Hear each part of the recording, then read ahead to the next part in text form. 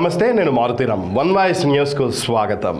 హైడ్రా ప్రయోగంతో జంట నగరాల ప్రజలు సంతోషం వ్యక్తం చేస్తుండగా మంచిని జీర్ణించుకోలేని బీఆర్ఎస్ నేతలు రాజకీయ లబ్ధి కోసం రెచ్చగొట్టే వ్యాఖ్యలు చేస్తూ సునకానందం పొందుతున్నట్లు గజ్వేల్ వ్యవసాయ market committee vice chairman Sardar Khan పేర్కొన్నారు.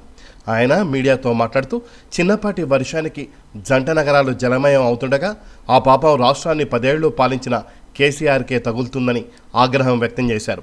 మున్సిపల్ మంత్రిగా ఉన్న కేటీఆర్ అక్రమ కబ్జాలకు నోటీసులు ఇచ్చి దండుకోగా ప్రజల దీర్ఘకాలిక ప్రయోజనాలను దృష్టిలో పెట్టుకొని కబ్జాలు అక్రమార్కుల పట్ల కఠినంగా వ్యవహరిస్తున్న కాంగ్రెస్పై దుమ్మెత్తి పోస్తున్నట్లు విమర్శించారు. అయితే వేలాది ఎకరాల ప్రభుత్వ భూములను కొల్లగొట్టిన బీఆర్ఎస్ పార్టీ నేతలు ఆత్మరక్షణలో పడి ప్రజలను రెచ్చగొడుతూ తప్పుదారి పట్టిస్తున్నట్లు తెలిపారు. అలాగే వైద్యం, సాగునీరు తదితర అంశాలపై మాజీ మంత్రి హరీష్ రావు కేటీఆర్ ఆరోపణలు సిగ్గుచేటని, తామేదో రాష్ట్రాన్ని ఉద్ధరించినట్లు బిల్డప్ ఇవ్వడం తగదని అన్నారు. రాష్ట్రాన్ని, రాష్ట్ర ప్రజలను దిక్కులేని వారిని చేయగా ప్రజలు వారి అవినీతి అక్రమాలను గ్రహించి బుద్ధి చెప్పినప్పటికీ సిగ్గు రాలేదన్నారు. ముఖ్యంగా ప్రకృతి వైపరీత్యాలతో జరిగిన నష్టాలను సైతం కాంగ్రెస్ ఖాతాలో వేస్తున్నట్లు మండిపడ్డారు. ఏది ఏమైనప్పటికీ ప్రభుత్వ భూములు, సహజ వనరుల సంరక్షణకు హైడ్రాను గ్రామాలకు విస్తరించాలని కోరారు. బీఆర్ఎస్ పార్టీకి అధికార కాంక్ష తప్ప మరొకటి లేదని, అయితే వారి హయాంలో జరిగిన అవినీతి అక్రమాలపై దర్యాప్తు వేగవంతం చేసినందునే అసత్య ఆరోపణలు చేస్తూ కార్యకర్తలను రెచ్చగొట్టి చెప్పు చేతుల్లో ఉంచుకుంటుండగా ప్రజలు మాత్రం వారి మాటలను విశ్వసించడం లేదని వివరించారు.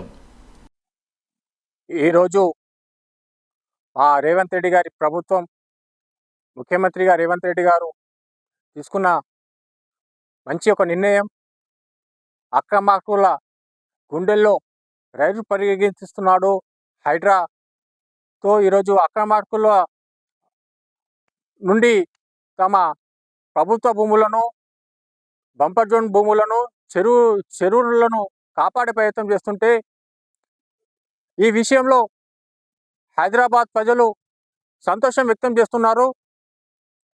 ప్రజల సంతోషాన్ని ఓర్వలేక ఈరోజు బీఆర్ఎస్ పార్టీ నాయకులు ప్రజలను రెచ్చగొట్టి తమ రాజకీయ అవసరాలకు శునకానాదాన్ని అనుభవిస్తున్నారు.